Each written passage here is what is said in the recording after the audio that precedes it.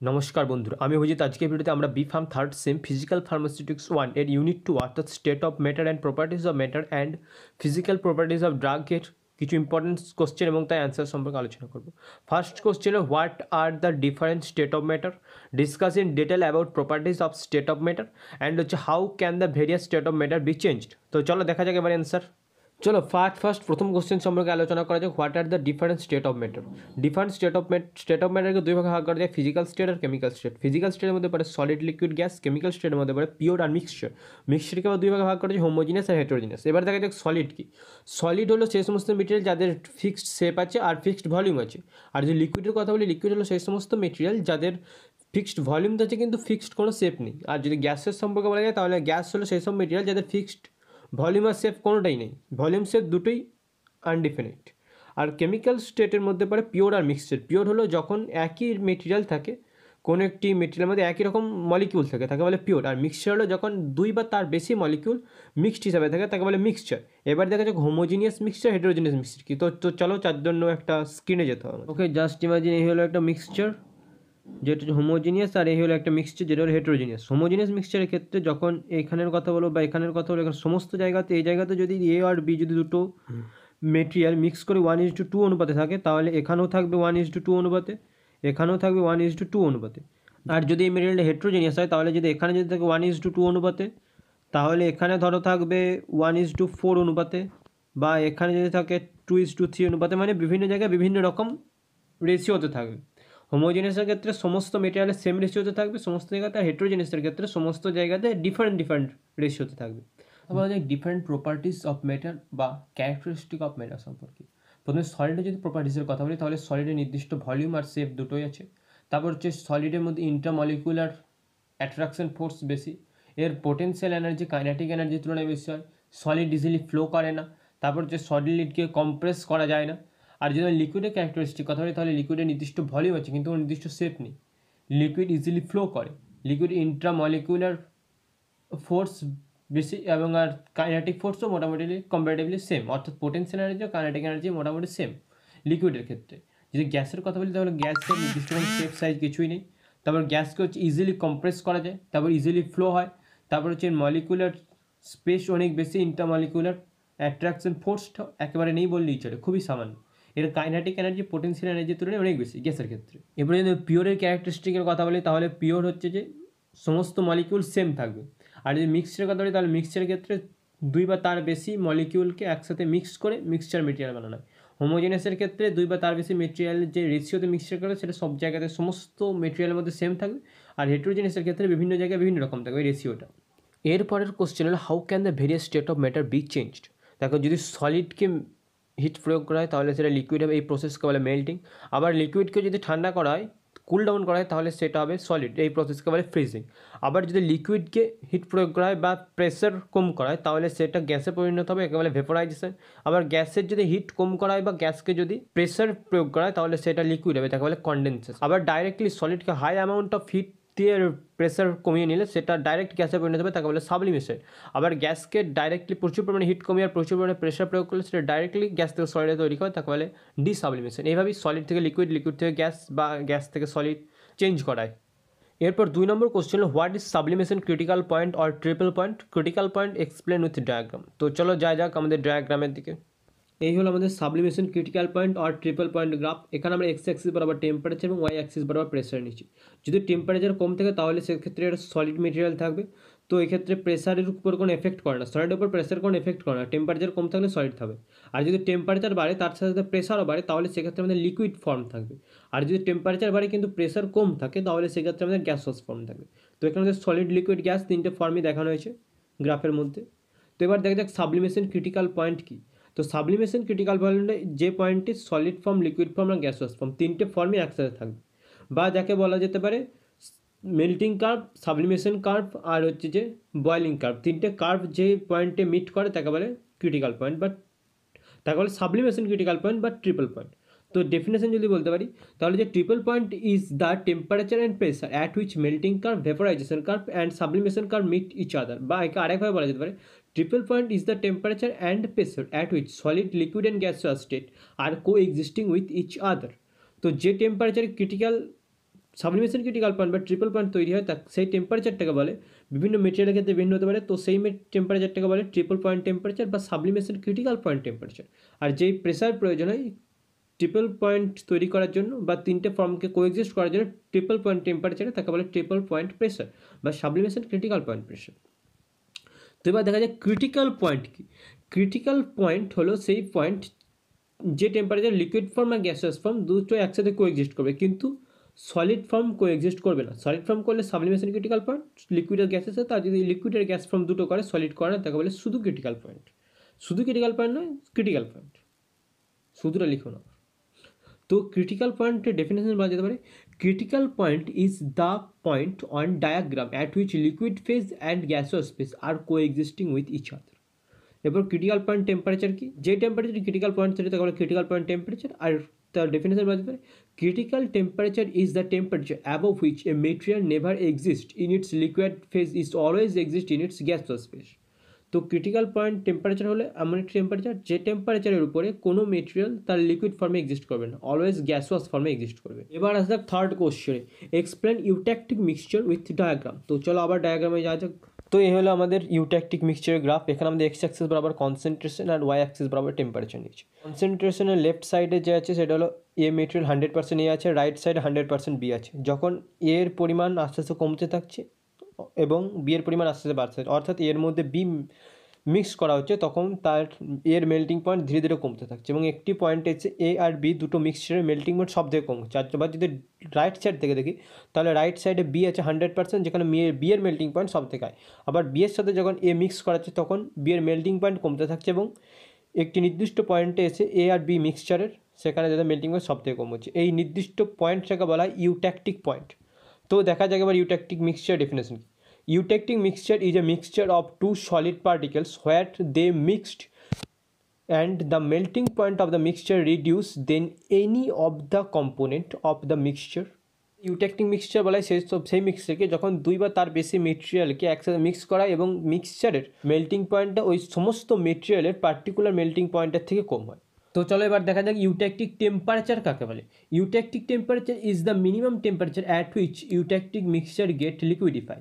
এই পয়েন্টের টেম্পারেচারটাকে বলা হয় ইউট্যাকটিক টেম্পারেচার। এই টেম্পারেচারটা হলো সবথেকে মিনিমাম টেম্পারেচার যার উপরে ইউট্যাকটিক মিক্সচারটা লিকুইডিফাই হয়। অর্থাৎ এখানে সলিউশন বি আছে, এর নিচে সমস্ত জায়গায় সলিড এ আছে, সলিড বি দুটো একসাথে মিক্স করা আছে কিন্তু এদের মেল্ট হয়নি তখন। আবার যদি এই সাইডে দেখি তাহলে সলিড এ আছে এবং সলিউশন আছে বি, এর মধ্যে সলিউশন হিসেবে আছে। আবার এখানে যদি দেখি তাহলে এখানে সলিড বি আছে আর সলভেন্ট বি এর মধ্যে সলিউট এ সলিউশন হিসেবে আছে। এবার যদি আমরা ইউট্যাকটিক কনসেন্ট্রেশনের কথা বলি, তো eutectic concentration is the concentration ratio of two composition in eutectic system which get liquidify at eutectic temperature. তো এই মিক্সচারটাকে বলে ইউট্যাকটিক কনসেন্ট্রেশন, অর্থাৎ এখানে যে সলিড এ আছে পার্সেন্টেজ আছে, বি এর একটা পার্সেন্টেজ আছে। এই ইউট্যাকটিক পয়েন্টে যে পার্সেন্টেজ থাকে তাকে বলে ইউট্যাকটিক কনসেন্ট্রেশন, অর্থাৎ কনসেন্ট্রেশনের যে পার্সেন্টেজটা থাকে। তো এই হলো আমাদের ইউট্যাকটিক সিস্টেম বা ইউট্যাকটিক মিক্সচার বলতে পারো। এরপরের কোশ্চেন হলো describe Boyle's law, Charles law, Avogadro's law and Gay-Lussac law. তো চলো এবার এদের লগুলি দেখা যাক। প্রথমে দেখা যাক বয়েলস ল কী বলছে। বয়েলস ল হলো at constant temperature volume of any gas is inversely proportional to its pressure, অর্থাৎ P inversely proportional to 1/v যখন টি কনস্ট্যান্ট, বা একেবারে P1 V1 equal to P2 V2। এবার দেখা যাক চার্লস লকে। চার্লস ল বলছে at constant pressure volume of any gas is directly proportional to its temperature, অর্থাৎ T directly proportional to V when P is constant, বা বলা যেতে পারে V1/T1 ইকুয়াল টু V2/T2, আর একবার বলা যেতে পারে V1/V2 ইকুয়াল টু T1/T2। এবার দেখা যাক অ্যাভোগাড্রোস ল কি। অ্যাভোগাড্রোস ল বলছে at constant temperature and pressure volume of any gas is directly proportional to it's number of molecule, বা একেবারে directly proportional two Avogadro number of molecule. যেমন V প্রপোর্শনাল টু N, এখানে P আর T constant, বা একেবারে V1/N1 equal to V2/T2, বা V1/V2 equal to N1/N2। N হলো Avogadro number, এর মান হলো 6.022 × 10⁻23 পার মোল। এবার হচ্ছে গে-লুকাস ল। গে-লুকাস ল হচ্ছে যে pressure is always proportional to its temperature when volume is constant, বেকে আরেকবার বলা যেতে পারে T1/P1 ইকুয়াল টু T2/P2, বা T1/T2 ইকুয়াল টু P1/P2। এ হলো গে-লুকাস ল। এই তিনটি হলো, এই চারটি হলো আমাদের মেনলি গ্যাস ল। 5 নম্বর question, give the statement and postulates of kinetic molecular theory of gas. তো আইডিয়াল গ্যাস ইকুয়েশন হলো পিভি ইকুয়াল টু এনআরটি, এখানে পি হলো প্রেশার, ভি হলো ভলিউম, এন হচ্ছে অ্যাভোগাড্রো নাম্বার যার মান 6.02 × 10⁻23, এটা আমরা আগেই বলেছি। আর হলো গ্যাস কনস্ট্যান্ট, এর মান হলো 8.314 জুল পার মোল ইন্টু কেলভিন। আর অ্যাভোগাড্রো নাম্বারের ইউনিট তো আমরা আগেই জেনেছি, পার মোল। আর টি হলো এখানে টেম্পারেচার। এবার দেখা যায় কাইনেটিক মলিকুলার থিওরি কি। কাইনেটিক মলিকুলার থিওরি বলে gas contain large number of small particle with random motion, অর্থাৎ গ্যাস লার্জ নাম্বার অফ ছোটো ছোটো পার্টিকেলের তৈরি যাদের র্যান্ডম মোশন থাকে। 2 নম্বর হচ্ছে volume of individual molecule is negligible as compare to volume of the container, অর্থাৎ প্রতিটা মলিকিউলের যে ভলিউম থাকে সেটা মোট কন্টেনারের ভলিউমের থেকে অনেকই কম হয়, কারণ গ্যাসের মলিকিউলের মধ্যে ইন্ট্রামলিকুলার স্পেস অনেক বেশি থাকে। তারপর হচ্ছে যে র্যান্ডম মোশনের জন্য গ্যাস মলিকিউলগুলো ওয়ালের সাথে কোলাইড করে আর প্রেশার তৈরি করে, এটা হলো গ্যাসের প্রেশার। তারপর হচ্ছে ইন্ট্রামলিকুলার ফোর্স খুবই কম থাকে, তার জন্য এরা ধরো র্যান্ডমলি মুভমেন্ট করতে পারে, অর্থাৎ এক্ষেত্রে আগে বলা যেতে পারে যে গ্যাসের পোটেনশিয়াল এনার্জির তুলনায় কাইনেটিক এনার্জি অনেক বেশি হয়।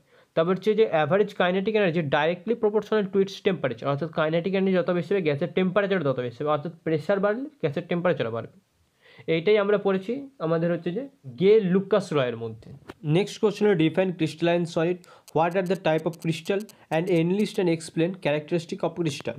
ক্রিস্টালাইন সলিডের ডেফিনেশন সম্পর্কে কথা বলি, তাহলে crystalline solid are that solid which molecule are arranged in a specific order and which has a specific geometric 3D structure, so তাদের বলে ক্রিস্টালাইন সলিড। আর এবার দেখা যাক এদের টাইপস কী কী আছে। তো ক্রিস্টালাইন সলিডকে মেনলি 4 ভাগে ভাগ করতে, ionic solid, molecular solid, covalent network solid আর মেটালিক সলিড। আয়নিক সলিড হচ্ছে যে অ্যাটায়ন আর অ্যানায়ন দিয়ে তৈরি হয়, আর এগুলি ইলেকট্রোস্ট্যাটিক অ্যাট্রাকশন ফোর্স দিয়ে হোল্ড করা থাকে অ্যাটায়ন আর অ্যানায়নগুলো। আর এর মেল্টিং পয়েন্ট হাই হয়, ব্রাইটনেস বেশি হয়, আর পুয়ার কন্ডাক্টর হয় ইন সলিড স্টেট। আর যদি আয়নিক সলিডকে কোনো মেল্ট করা হয় বা যদি সলিউশনের মধ্যে দেওয়া হয় তাহলে তার কন্ডাক্টিভিটি বেশি হয়। আর যদি মলিকুলার সলিডের কথা বলি তাহলে মলিকুলার সলিড অ্যাটম আর মলিকুলকে কম্পোস্ট করে বানানো, এটা ডাইপোল বা হাইড্রোজেন ফোর্স দিয়ে হোল্ড করা থাকে এর মলিকুলগুলো। এর মেল্টিং পয়েন্ট লো হয় আর পুয়ার কন্ডাক্টর হয়, যেমন এক্সাম্পল হচ্ছে সুক্রোজ। আবার যদি আমরা কোভ্যালেন্ট নেটওয়ার্ক সলিডের কথা বলি তাহলে কোভ্যালেন্ট নেটওয়ার্ক সলিড হচ্ছে যে কোভ্যালেন্ট নেটওয়ার্ক বন্ড দিয়ে একসাথে বাইন্ড করা থাকে, কোভ্যালেন্ট নেটওয়ার্ক বন্ড।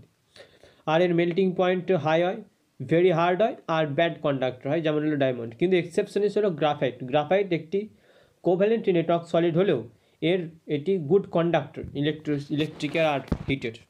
তাহলে মেটালিক সলিড হলো যে সমস্ত মেটেরিয়ালগুলো মেটাল থাকে বা হচ্ছে যে এরা মেটালিক বন্ড দিয়ে একসাথে হোল্ড করা থাকে, তাতে বলে মেটালিক সলিড, যেমন বিভিন্ন ধরনের মেটাল, লোহা, তামা এটসেট্রা। এবার দেখা যায় ক্রিস্টালের ক্যারেক্টারগুলি কী। ক্রিস্টালের ক্যারেক্টারগুলি কী, এর একটি স্পেসিফিক জিওমেট্রিক 3D স্ট্রাকচার আছে, তারপর হচ্ছে এর একটি নির্দিষ্ট মেল্টিং পয়েন্ট আছে, তারপর হচ্ছে যে এর মেটেরিয়ালগুলো বা মলিকিউলগুলো একটি নির্দিষ্ট শেপে সাজানো থাকে, তারপর হচ্ছে অর্থাৎ নির্দিষ্ট অর্ডারে সাজানো থাকে। তারপরে থার্মোডাইনামিক এনার্জি কম হওয়ার জন্য এর সলিবিলিটি রেটটাও অনেক কম থাকে, আর ক্রিস্টালাইন সলিড হার্ড হয় বেশি। 7 নম্বর question, write down the difference between crystalline solid and amorphous solid. Crystalline সলিডের যে ক্যারেক্টারিস্টিক বলেছি সেখান থেকে আমরা ডিফারেন্স বের করতে পারবো। যেমন ক্রিস্টালাইন সলিডের একটি নির্দিষ্ট 3D শেপ আছে, অ্যামরফাস সলিডের নির্দিষ্ট 3D শেপ নেই।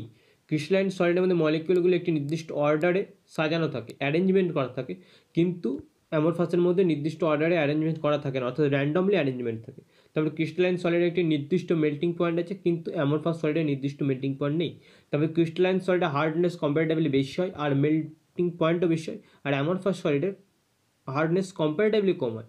তারপর হচ্ছে ক্রিস্টালাইন সলিডের থার্মোডাইনামিক এনার্জি কম হওয়ার জন্য এর সলিবিলিটি রেটটা কম হয়, কিন্তু অ্যামরফাস সলিডের থার্মোডাইনামিক এনার্জি বেশি হওয়ার জন্য এর সলিবিলিটি রেটটা বেশি হয়। এই সমস্ত বিভিন্ন ডিফারেন্স আমরা বলতে পারি ক্রিস্টালাইন সলিড এবং অ্যামরফাস সলিডের। এরপর 8 নম্বর কোশ্চেন হলো discuss physicochemical properties of drug. একে আরেকভাবে বলতে পারি write short notes on refractive index, optical rotation, dielectric constant, dipole movement and dissociation constant. এই refractive index, optical rotation, dielectric constant, dipole movement, dissociation constant, এগুলি হলো আমাদের ফিজিওকেমিক্যাল properties of drug. তো চলো এবার এদের সম্পর্কে দেখা যাক। প্রথমে দেখা যায় রিফ্র্যাক্টিভ ইন্ডেক্স কি। রিফ্র্যাক্টিভ ইন্ডেক্স হলো speed of light into air divided by speed of light into water, বা একে আরেকভাবে বলা যেতে পারে refractive index is the ratio of speed of light between any two different medium. এখানে যেমন এয়ার মিডিয়াম আর ওয়াটার মিডিয়ামের মধ্যে রেশিও করা হয়েছে। আবার আরেকভাবে বলা যেতে পারে এটা refractive index is the ratio of speed of light between space and any medium. এখানে এয়ারের বদলে স্পেস লিখতে পারি আর ওয়াটারের বদলে যে কোনো মিডিয়াম দিতে পারি, তখন সেখানে আমাদের রিফ্র্যাক্টিভ ইন্ডেক্স শুধু আড়াই লিখতে হবে, আড়াই যে মেটেরিয়ালটা লিখবো সেটা। আর যদি কোনো কিছুর সঙ্গে কম্পারেটিভ করি তাহলে আমাদের এখানে লিখতে হবে যেমন A/W, air by water. Next question হল অপটিক্যাল রোটেশন। তো অপটিক্যাল রোটেশন কি, তার আগে আমাদের গ্রাফটা দেখে নিন। পোলারাইজড লাইট আছে, পোলারাইজারের ভেতর দিয়ে যাচ্ছে, স্যাম্পেলের মধ্যে দিয়ে বেরোচ্ছে, স্যাম্পেল অর্থাৎ কোনো সলিউশনের মধ্যে দিয়ে, তারপর সেটা হয় সোজা বেরিয়ে যাচ্ছে বা ঘড়ির কাঁটার দিকে মাখছে বা ঘড়ির কাঁটার বিপরীত দিকে মাখছে, দিয়ে তারপর আমরা অ্যানালাইজারের পর আমরা ডিটেক্ট করছি। তো এখানে আমাদের অপটিক্যাল রোটেশন বলা যেতে পারে definition, when light passes through a medium, if light turn or rotate then the medium is optically active, if the light not turn or rotate then the medium is optically inactive. মানে যে লাইটটা মানে সোজা পেরিয়ে যাচ্ছে sample থেকে অ্যানালাইজারের দিকে, সেক্ষেত্রে যদি এরকম হয় তাহলে স্যাম্পেলটা অপটিক্যালি ইনঅ্যাক্টিভ। আর যদি রাইট সাইডে বাঁকে বা লেফট সাইডে বাঁকে অর্থাৎ ঘড়ির কাঁটার দিকে বাঁকে, ঘড়ির কাঁটার বিপরীত দিকে বাঁকে, তাহলে সেক্ষেত্রে আমরা বলতে পারি এটা অপটিক্যালি অ্যাক্টিভ। যদি লাইটটা ঘড়ির কাঁটার দিকে বাঁকে তাহলে বলা হয় ডেক্সট্রোরোটারি স্যাম্পেলটা, আর যদি ঘড়ির কাঁটার বিপরীত দিকে লাইটটা বাঁকে তাহলে আমরা বলতে পারি লেভোরোটারি, অর্থাৎ ক্লকওয়াইজ হলে ডেক্সট্রো আর অ্যান্টি ক্লকওয়াইজ হলে লেভো। আর যদি আমরা বলি অপটিক্যাল রোটেশন মাপার জন্য যে ইনস্ট্রুমেন্ট ইউজ করা তাকে বলে পোলারিমিটার। এই পোলারিমিটার কনসিস্ট থাকে polarised light source, polariser, sample, analyser আর ডিটেক্টর দিয়ে, যেটা আমরা প্রথমেই কথা বলেছি এর সম্পর্কে। তো যদি আমরা ডাইলেকট্রিক কনস্ট্যান্ট ডেফিনেশন বলতে পারি তাহলে ডাইলেকট্রিক কনস্ট্যান্ট এখানে লেখা আছে dielectric constant equal to permittivity of medium divided by permittivity of space. তো dielectric constant is defined as the ratio of permittivity of any medium and permittivity of free space. এটা হলো আমাদের dielectric constant. তো এদের মাপারও বিভিন্ন process আছে, যেমন হচ্ছে coaxial probability method, free space method, resonance activity method, বিভিন্ন মেথড। আর যদি আমরা ডাইরেক্ট্রিক কনস্ট্যান্ট অ্যাপ্লিকেশনের কথা বলি তাহলে এটা ম্যানুফ্যাকচার ক্যাপাসিটর আর ট্রান্সমিটার ম্যানুফ্যাকচার করতে ইউজ করা হয়, তারপরে হিটিং অ্যান্ড মেজারিং প্রসেসে ইউজ করা হয়। তো এবার দেখা যাক ডিসোসিয়েশন কনস্ট্যান্ট কি। তবে ডিসোসিয়েশন কনস্ট্যান্ট কি ডেফিনেশন জানার আগে আমাদের এই ইকুয়েশনটি দেখতে হবে, যেমন H2 আর ডিভাইডেড হয় H প্লাস আর H মাইনাসে। আর ল অফ মাস রিয়াকশনের হিসাবে রেট অফ রিয়াকশন হলো dx/dt প্রপোর্শনাল টু, বা একে একটি ধ্রুবক দেওয়া যেতে পারে KD into H plus O H minus divided by H2। কেডির মানটা বার করা যেতে পারে KD equal to dx/dt into, এখানে এই চেঞ্জ হয়ে যাবে অর্থাৎ H2ওটা উপরে চলে যাবে, H plus O H minus নিচে চলে যাবে এখানে। আর এই KD হলো আমাদের ডিসোসিয়েশন কনস্ট্যান্ট, এটা মোবাইলে লেখা আছে বলে বুঝতে পারছো না, যদি তোমরা খাতায় লেখো বাই করে নিচে উপর নিচে তাহলে তোমরা ভালোভাবে এটি বুঝতে পারবে। তো ডেফিনেশন বলা যেতে পারে it is defined as tendency of particular substance solution to dissociate into ions. এখানে H2O এর H plus O H minus আয়নের ডিসোসিয়েশন হওয়ার যে প্রবাবিলিটি সেটাকে এখানে বোঝানো হয়েছে ডিসোসিয়েশন কনস্ট্যান্টের মধ্যে। এরপর যে dipole movement, dipole movement is the product of the magnitude of the separated charge and the distance of the separator। তো এখানে দুটো চার্জ হচ্ছে Q প্লাস আর Q মাইনাস, আর এদের ডিস্টেন্স হলো R। তো ডাইপল মুভমেন্ট হলো Q ডট R। এখানে normally dipole মুভমেন্টকে mu দিয়ে ডিনোট করায়, কিন্তু এখানে আমরা অন্য একটি ডবল এস দিয়ে ডিনোট করেছি। তো এখানে ডাইপল মুভমেন্ট বলা হচ্ছে Q হচ্ছে magnitude of the separated charge, হচ্ছে Q প্লাস আর Q মাইনাস চার্জের ম্যাগনিটিউড হলো Q, আর এদের ডিস্টেন্স হলো R। তো dipole movement equal to magnitude of the separated charge into distance between them। এরপর 9 number question, write short notes on triple point, vapour pressure, relative humidity, liquid complex, liquid crystal, glassy crystal, polymerism, latent heat, aerosol and inhaler. এইগুলোর মধ্যে যে কোনো একটি সম্পর্কে আমাদের short notes দিতে পারে, একটি বা তার বেশি সম্পর্কে। তো আমরা ট্রিপল পয়েন্ট সম্পর্কে আগেই কথা বলেছি, তো চলো একবার ট্রিপল পয়েন্ট সম্পর্কে বলে দিই। ট্রিপল পয়েন্ট বা সাবলিমেশন ক্রিটিক্যাল পয়েন্টের ডেফিনেশন কথা বলি তাহলে বলা যায় triple point is the temperature and pressure at which solid, liquid and gaseous state are coexisting with each other. বা আরেকভাবে বলা যেতে পারে triple point is the temperature and pressure at which melting curve, vaporisation curve and sublimation curve meet each other. তখন আমাদের definition যদি 3-4 নম্বরে দেয় তাহলে আমাদের ডেফিনেশন লিখে এই যে আমরা গ্রাফটি প্লট করি তাহলে মিনিমাম 3 থেকে 3.5 দিতে বাধ্য। রিলেটিভ হিউমিডিটি, রিলেটিভ হিউমিডিটি হলো water vapour present in air divided by saturated air into 100। বা একে বলা যায় relative humidity is the ratio of water vapour present in the air and saturated air into 100। এটা হলো আমাদের রিলেটিভ হিউমিডিটি। আদার শর্ট কোশ্চেনগুলি সম্পর্কে আলোচনা করা যাক। প্রথম হলো vapour pressure. Vapour pressure exerted by the vapour of a pure liquid in its equilibrium stayed at a given temperature is known as vapour pressure. অর্থাৎ একটি স্পেসিফিক টেম্পারেচার একটি পিওর লিকুইডের উপরে যে ভেপার থাকে, তার যে ভেপারটি থাকে সেই ভেপার যে প্রেশার প্রয়োগ করে থাকে বলে ভেপার প্রেশার। তার 2 নম্বর হচ্ছে ভেপার প্রেশার যখন হাই হবে তত সেই মেটেরিয়ালের গ্যাসোয়াস স্টেজে কনসেন্ট্রেশনটা বেশি হবে আর তার ভেপারাইজেশনের এক্সটেন্টটাও বেশি হবে। আর যদি দুটো মেটেরিয়ালের same temperature vapour pressure compare করা হয় তাহলে যেটা ভোলাটাইল বেশি তার ভেপার প্রেশার বেশি হবে। এবার হচ্ছে liquid complex. Liquid complex are binary mixture that have a coexistence between two phases, যেগুলো দুটো ফেজের মধ্যে কোএক্সিস্টেন্স থাকে তাকে বলে লিকুইড কমপ্লেক্স। যেমন সলিড লিকুইডের মধ্যে থাকলে সাসপেনশন, লিকুইডে থাকলে ইমালশন, যদি লিকুইডের সাথে গ্যাসে থাকে তাকে বলে ফোমস, আর যদি সলিডের সাথে গ্যাসে থাকে তাকে বলে এরোসেল। তবে এরোসেল অনেক সময় লিকুইডের গ্যাসও থাকতে পারে, এটা আমরা এরোসেলের ডেফিনেশনে দেখবো। এরপর হচ্ছে লিকুইড ক্রিস্টাল কি। Liquid crystal is the phase which is intermediate of solid and liquid and which has properties in between true crystalline solid and true liquid বা clear liquid is called liquid crystal। অর্থাৎ liquid phase আর solid ফেজের মধ্যে যে লিকুইডের স্টেটটা থাকে তাকে বলে liquid crystal. এই liquid crystal 3 ধরনের হতে পারে, যেমন হচ্ছে নেমাটিক, সেমাটিক আর হচ্ছে কোলিস্টারিক। তো আরেকটা এক্সট্রা ভাগ হয় তাকে বলে লায়োট্রপিক। এবার এদের সম্পর্কে একটু জানা যাক। নেমাটিক হলো simplest form of liquid crystal. এইটা লিকুইড ক্রিস্টালের কোনো পজিশনাল অর্ডার নেই, কিন্তু তার একটা লং ওরিয়েন্টেশনাল অর্ডার আছে। তারপরে আর হচ্ছে যে এই ধরনের লিকুইড ক্রিস্টাল ইউজ করা টেলিস্কোপের লেন্স তৈরি করার জন্য, যাতে ক্লিয়ার ইমেজ পাওয়া যায়। আর সেমাটিক হলো সোপ টাইপ লিকুইড ক্রিস্টাল। এক্ষেত্রে মলিকুলার অর্ডার আর ওরিয়েন্টেশনাল অর্ডার, অর্থাৎ পজিশনাল অর্ডার ওরিয়েন্টেশনাল অর্ডার দুটোই থাকে। সেমাটিক লিকুইড ক্রিস্টাল ইউজ করা এলসিডি স্ক্রিন বা লিকুইড ক্রিস্টাল ডিসপ্লে তৈরি করার জন্য। এবার দেখা যাক কোলিস্ট্রিক লিকুইড ক্রিস্টাল কি। কোলিস্ট্রিক লিকুইড ক্রিস্টাল হলো একটি স্পেশাল টাইপের nematic liquid crystal where thin layer of parallel mesogen have their longitudinal axis rotated in adjustment layer at a certain angle. তো এরপর হচ্ছে lyotropic. Lyotropic liquid crystal prepare করা হয় 2 বা তার বেশি সাবস্টেন্সকে একসাথে মিক্স করে, যার মধ্যে একটি কম্পাউন্ড অবভিয়াসলি পোলার হতে হবে। এবার নেক্সট কোশ্চেন হলো গ্লাসি ক্রিস্টাল বা একে বলে গ্লাস স্টেট। গ্লাসি ক্রিস্টাল হচ্ছে যে লিকুইড আর সার্টেন প্রপার্ড ক্রিস্টালের কম্বিনেশন, এই কম্বাইন করে গ্লাসি স্টেট তৈরি করে। গ্লাসি স্টেট কিছুটা লিকুইড ক্রিস্টালের মতনই বলতে পারো। তবে যে glassy state intermediate state, solid crystal আর লিকুইড ইন্টারমিডিয়েট স্টেটকে বলে গ্লাসি স্টেট। তারপর যে গ্লাসি স্টেটের লিকুইড প্রপার্টিস কিছু থাকে, যেমন মলিকুলার র্যান্ডম অ্যারেঞ্জমেন্ট থাকে ক্রিস্টালের মতো। যে ক্রিস্টালের ক্ষেত্রে একটি স্পেসিফিক অ্যারেঞ্জমেন্ট থাকে, কিন্তু লিকুইডের মতো এখানে হচ্ছে যে র্যান্ডম অ্যারেঞ্জমেন্ট থাকে। আর ক্রিস্টাল প্রপার্টিসের মতো মেকানিক্যাল রিজিড থাকে। তারপর পয়েন্ট হচ্ছে যে the state appear in many form which depend on the chemical composition and physical state of the glass state. অর্থাৎ গ্লাস স্টেটের কেমিক্যাল কম্পোজিশন আর ফিজিক্যাল স্টেটের উপর ডিপেন্ড করে গ্লাসের যে স্টেট বিভিন্ন হবে তার ভ্যারাইটি ডিপেন্ড করে। তারপর glass state are found in melting material high temperature. গ্লাসের মেল্টিং মেটেরিয়াল হাই হয়, লিকুইডের মতো র্যান্ডম অ্যারেঞ্জমেন্ট থাকলেও এর মেল্টিং পয়েন্ট ক্রিস্টালের মতো হাই হয়। তারপর যে glass state is formed when molecular enclosed in a random arrangement before it can form a crystalline arrangement। যখন লিকুইড থেকে ক্রিস্টাল তৈরি হবে তখন মেটেরিয়ালগুলো একটু র্যান্ডম অ্যারেঞ্জমেন্টের থেকে যে একটি স্পেসিফিক অ্যারেঞ্জমেন্টে সেট হয়ে ক্রিস্টাল হয়। কিন্তু যখন স্পেসিফিক অ্যারেঞ্জমেন্টে সেট হতে পারে না, কিন্তু র্যান্ডম অ্যারেঞ্জমেন্টে থাকা অবস্থাতেই এনক্লোজ হয়ে যায়, তখন তৈরি গ্লাসি স্টেট। তারপর যে পলিমারিজম।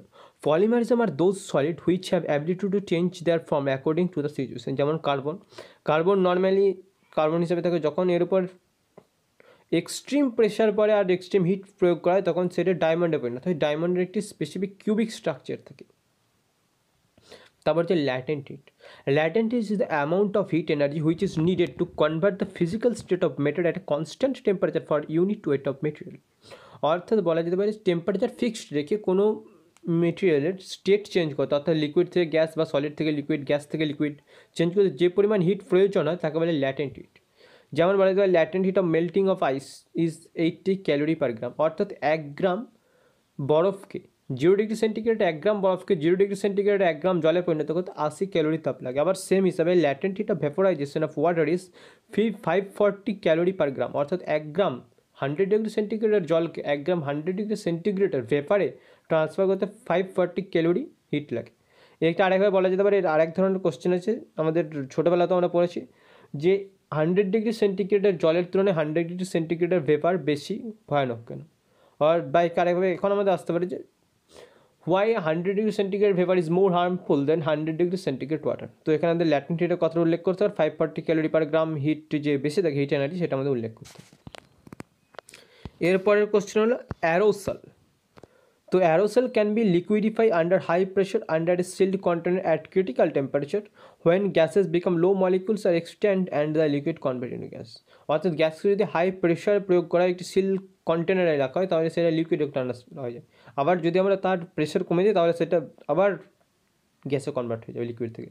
তো এর ডেফিনেশন আমরা বলতে পারি an aerosol is suspension of fine solid or liquid particle in gas. অর্থাৎ অ্যারোসল হলো একটি ফাইন সলিড আর লিকুইড পার্টিকেল যেটা গ্যাসের মধ্যে থাকে। আর a drug is dissolve or suspended in a propellant. তারপরে content is design in such a way that by pressing a valve we can release the pressure and expel the aerosol due to over pressure within the container. আর কন্টেনারকে এমনভাবে design করা যাতে তার মধ্যে valve থেকে যেটা press করলে আমরা প্রেশারটা রিলিজ করতে পারি, আর ভেতরে হাই প্রেশার থাকার জন্য সেই হাই প্রেশারের কারণে ওই গ্যাসটা বেরিয়ে আসবে। এটাই হলো অ্যারোসেল কন্টেনারের মেকানিজম। তো আজকের ভিডিও এতটাই। ভিডিওটা অবশ্যই তোমাদের আশা করছি ভালো লাগবে। যদি ভিডিওটা ভালো লাগে থাকে তাহলে অবশ্যই ভিডিওটা লাইক করে দিও আর চ্যানেলটা অবশ্যই সাবস্ক্রাইব করে দিও। Thank you so much for watching. বন্ধুর সাথে অবশ্যই শেয়ার করে দিও।